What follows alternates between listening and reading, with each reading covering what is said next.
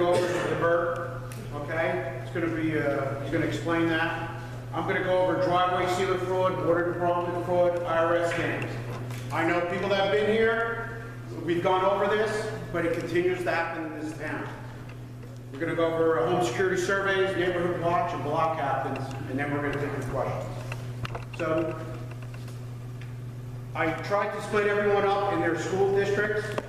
For block captains, it's going to be just so, one, you get to know your neighbors, and two, it's going to be a lot easier for me going and trying to separate everyone, okay? So just make sure you just please sign in on your, whatever school zone that you're from, and then we'll, if you want to be a block captain, I'll call you, I'll send you the form.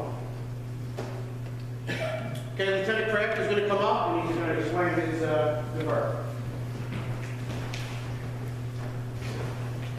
I want to thank everybody for coming out tonight.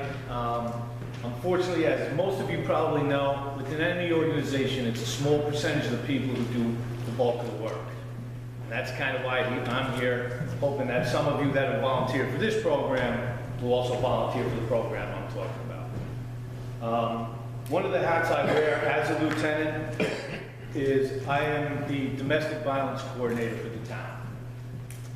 Basically what that means is if there are new laws, if there are county meetings or state meetings, if laws get changed, I will go to those meetings. So if anybody in the department's having a problem with the domestic violence incident, not sure what course to take, they can call me. The other big responsibility of that is putting together a volunteer civilian team of people that can help domestic violence victims.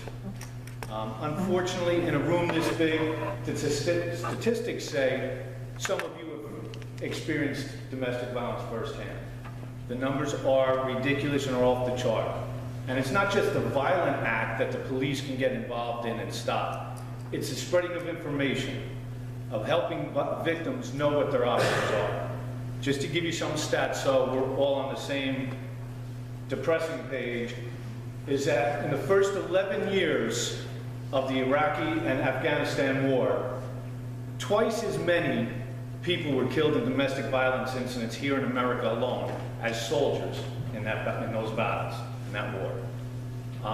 Every day, 3 women are killed as a result of domestic violence. Every 9 seconds, a woman is beaten in domestic violence. Now understand, men are also victims.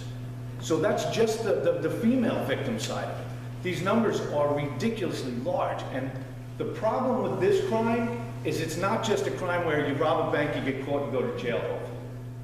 This is an ongoing problem. It's a cyclical problem. For any child that's exposed to domestic violence, it's 4 times more likely to commit an act of domestic violence when they get older, or to partake in a domestic violence situation, an abusive situation. So every year, just to give you a number, 10 million children witness domestic violence, are a part of domestic violence, are beating themselves, abuse themselves. And crazy as it may sound, quite often, they're included in the domestic violence. Guys who, there's videos of guys who are beating their wives and have their kids videotaping it. It's a horrific problem. So we do our part, okay? We get involved, we'll arrest people, hopefully. We'll put in place restraining orders with the help of the judicial system. The biggest problem to this cyclical problem is people don't have information.